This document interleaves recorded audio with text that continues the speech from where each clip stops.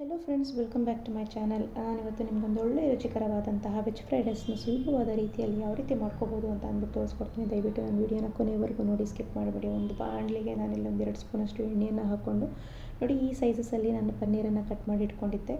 ಆ ಕಟ್ ಮಾಡಿ ಇಟ್ಕೊಂಡಿದ್ದಂತಹ ಪನ್ನೀರನ್ನು ನಾವು ಎಣ್ಣೆಯಲ್ಲಿ ಚೆನ್ನಾಗಿ ಫ್ರೈ ಮಾಡಿಕೊಂಡು ಸೈಡಲ್ಲಿ ಇಟ್ಕೋಬೇಕು. ನಾನೀಗ ನಂತರ ಪುನಃ ಎಣ್ಣೆಯನ್ನು ಹಾಕ್ಕೊಳ್ತಾ ಇದ್ದೀನಿ. ಎಣ್ಣೆ ಚೆನ್ನಾಗಿ ಕಾದ ನಂತರ ಒಂದೇ ಒಂದು ಮೀಡಿಯಮ್ ಸೈಜ್ ಈರುಳ್ಳಿಯನ್ನು ಕಟ್ ಮಾಡಿ ಇಟ್ಕೊಂಡಿದ್ದೆ. ಕಟ್ ಮಾಡಿ ಇಟ್ಕೊಂಡಿದ್ದಂತಹ ಈರುಳ್ಳಿಯನ್ನು ಹಾಕ್ಕೊಂಡು ಈರುಳ್ಳಿ ಚೆನ್ನಾಗಿ ನಾವು ಫ್ರೈ ಮಾಡ್ಕೋಬೇಕು. ಸೊ ಈರುಳ್ಳಿ ಕೆಂಪಗಾಗಿ ನಾವು ಫ್ರೈ ಆದಮೇಲೆ ತರಕಾರಿಗಳನ್ನು ಹಾಕ್ಕೋಬೋದು. ತರಕಾರಿಯಲ್ಲಿ ನಾನು ಸಣ್ಣದಾಗಿ ಕಟ್ ಮಾಡಿ ಇಟ್ಕೊಂಡಿದ್ದಂತಹ ಕ್ಯಾರೆಟನ್ನು ಹಾಕ್ಕೊಳ್ತಾ ಇದ್ದೀನಿ. ನಂತರ ಹಸಿ ಬಟಾಣಿಯನ್ನು ಹಾಕ್ಕೊಂಡಿದ್ದೀನಿ. ಕ್ಯಾರೆಟ್ ಮತ್ತು ಹಸಿ ಬಟಾಣಿಯನ್ನು ಹಾಕ್ಕೊಂಡ್ಮೇಲೆ ಸ್ವಲ್ಪ ಹೊತ್ತು ಫ್ರೈ ಮಾಡಿಕೊಂಡು ಸಣ್ಣದಾಗಿ ಕಟ್ ಮಾಡಿ ಇಟ್ಕೊಂಡಿದ್ದಂತಹ ಬೀನ್ಸನ್ನು ಹಾಕ್ಕೊಳ್ತಾ ಇದ್ದೀನಿ. ಬೀನ್ಸನ್ನು ಹಾಕ್ಕೊಂಡ್ಮೇಲೆ ನಾನಿಲ್ಲಿ ಸ್ವೀಟ್ ಕಾರ್ನ್ನ ಹಾಕ್ಕೊಳ್ತಾ ಇದ್ದೀನಿ. ಸ್ವೀಟ್ ಕಾರ್ನ್ ಬಂದು ಆಪ್ಷನಲ್, ಬೇಕಿದ್ದಲ್ಲಿ ಹಾಕ್ಕೋಬೋದು, ಇಲ್ಲ ಅಂತಂದರೆ ಇಲ್ಲ. ಆ ಬೇಬಿ ಕಾರ್ನ್ನ ಸಣ್ಣದಾಗಿ ಕಟ್ ಮಾಡ್ಕೊಂಡು ಹಾಕ್ಕೊಳ್ಳಿ, ಅದು ಸಹ ತುಂಬ ರುಚಿಯಾಗಿ ಇರುತ್ತೆ. ನಂತರ ಎಲೆಕೋಸನ್ನು ಹಾಕ್ಕೊಂಡು ಕ್ಯಾಪ್ಸಿಕನ್ನ ಹಾಕ್ಕೊಳ್ತಾ ಇದ್ದೀನಿ. ಸ್ನೇಹಿತರೆ, ತರಕಾರಿಗಳಲ್ಲಿ ನೀವು ಹೂಕೋಸನ್ನು ಸಹ ಸಣ್ಣದಾಗಿ ಕಟ್ ಮಾಡ್ಕೊಂಡು ಹಾಕ್ಕೋಬೋದು, ಇಲ್ಲ ಅಂತಂದರೆ ಬ್ರೊಕೊಲಿನೂ ಸಹ ಹಾಕ್ಕೋಬೋದು, ತುಂಬ ರುಚಿಯಾಗಿ ಇರುತ್ತೆ. ಈ ರೀತಿ ತರಕಾರಿಗಳನ್ನು ಹಾಕ್ಕೊಂಡು ಸ್ವಲ್ಪ ಹೊತ್ತು ಚೆನ್ನಾಗಿ ಫ್ರೈ ಮಾಡ್ಕೋಬೇಕು. ನಂತರ ನಾನಿಲ್ಲಿ ಸೋಯಾ ಚಂಕ್ಸ್ನ ಬಿಸಿನೀರಲ್ಲಿ ನೆನೆಸ್ಲಿಕ್ಕೆ ಇಟ್ಟಿದ್ದೆ. ಆ ಸೋಯಾ ಚಂಕ್ಸ್ ಚೆನ್ನಾಗಿ ಸಾಫ್ಟ್ ಆದಮೇಲೆ ನೋಡಿ, ಈ ರೀತಿ ನೀರನ್ನು ಚೆನ್ನಾಗಿ ಹಿಂಡ್ಕೊಂಡು ಆ ಸೋಯಾ ಚಂಕ್ಸ್ನ ನಾನಿಲ್ಲಿ ಹಾಕ್ಕೊಳ್ತಾ ಇದ್ದೀನಿ. ನಂತರ ನಾನಿಲ್ಲಿ 1 ಸ್ಪೂನಷ್ಟು ಶುಂಠಿ ಬೆಳ್ಳುಳ್ಳಿ ಪೇಸ್ಟನ್ನು ಹಾಕ್ಕೊಳ್ತಾ ಇದ್ದೀನಿ.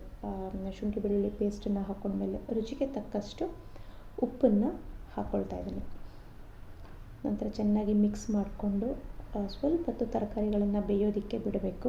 ಸೋಯಾ ಚಂಕ್ಸ್ ಆಗಿರ್ಬೋದು, ತರಕಾರಿಗಳಾಗಿರ್ಬೋದು ಚೆನ್ನಾಗಿ ಉಪ್ಪಿಗೆ ಹೊಂದ್ಕೋಬೇಕು. ನಂತರ ನಾನಿಲ್ಲಿ ಖಾರಕ್ಕೆ ಪೆಪ್ಪರ್ ಪೌಡರ್ನ ಸ್ವಲ್ಪ ಜಾಸ್ತಿ ಪ್ರಮಾಣದಲ್ಲೇ ಹಾಕ್ಕೊಳ್ತಾ ಇದ್ದೀನಿ. ಯಾಕಂದರೆ ನಾನಿಲ್ಲಿ ಹಸಿಮೆಣಸಿನ್ಕಾಯಿ ಹಾಕ್ಕೊಳ್ತಾ ಇಲ್ಲ. ಯಾಕಂದರೆ ನನ್ನ ಮಕ್ಕಳಿಗೆ ಹಸಿಮೆಣಸಿನ್ಕಾಯಿ ಬಾಯಿಗೆ ಸಿಕ್ಕಿದ್ರೆ ಅವರು ತಿನ್ನೋದಿಲ್ಲ. ಆದ್ದರಿಂದ ಹಸಿಮೆಣಸಿನ್ಕಾಯಿನ ಹಾಕ್ಕೊಳ್ಳಿ, ತುಂಬ ರುಚಿಯಾಗಿರುತ್ತೆ. ನಾನು ಸ್ಕಿಪ್ ಮಾಡಿದ್ದೀನಿ ಮಕ್ಕಳು ಚಿಕ್ಕವರು ಅಂತ ಅಂದ್ಬಿಟ್ಟು. ಅದರಿಂದ ನಾನು ಪೆಪ್ಪರ್ ಪೌಡರ್ನ ಜಾಸ್ತಿ ಹಾಕ್ಕೊಂಡಿದ್ದೀನಿ. ಆ ಪೆಪ್ಪರ್ ಪೌಡರ್ನ ಹಾಕ್ಕೊಂಡು ಸ್ವಲ್ಪ ಹೊತ್ತು ಸೋಯಾ ಸಾಸ್ನ ಹಾಕ್ಕೊಂಡ್ಮೇಲೆ ಸ್ವಲ್ಪ ಹೊತ್ತು ನಾವು ಚೆನ್ನಾಗಿ ಫ್ರೈ ಮಾಡ್ಕೋಬೇಕು. ಸೋಯಾ ಸಾಸ್ನ ಹಾಕ್ಕೊಂಡ್ಮೇಲೆ ಈ ರೀತಿ ಚೆನ್ನಾಗಿ ಸ್ವಲ್ಪ ಹೊತ್ತು ಫ್ರೈ ಆದಮೇಲೆ ನಾನಿಲ್ಲಿ ಹುಳಿಗೆ ಒಂದು ಅರ್ಧ ಹೋಳಷ್ಟು ನಿಂಬೆ ರಸನ ಹಾಕ್ಕೊಳ್ತಾ ಇದ್ದೀನಿ. ನಿಮಗೆ ಎಷ್ಟು ಬೇಕು ಹುಳಿ ಪ್ರಮಾಣ ನೋಡಿಕೊಂಡು ನೀವು ನಿಂಬೆ ರಸನ ಹಾಕ್ಕೋಬೋದು. ನಂತರ ನಾನಿಲ್ಲಿ ರೈಸನ್ನು ಹಾಕ್ಕೊಳ್ತಾ ಇದ್ದೀನಿ. ಆದಷ್ಟು ರೈಸನ್ನು ಉದುರುದ್ರಾಗಿ ಮಾಡ್ಕೊಳ್ಳಿ. ತುಂಬ ಬೆಂದೋದ್ರೆ ಫ್ರೈಡ್ ರೈಸ್ ರುಚಿಯಾಗಿರೋದಿಲ್ಲ. ಉದುರುದ್ರಾಗಿ ನಾವು ರೈಸನ್ನು ಮಾಡಿಕೊಂಡು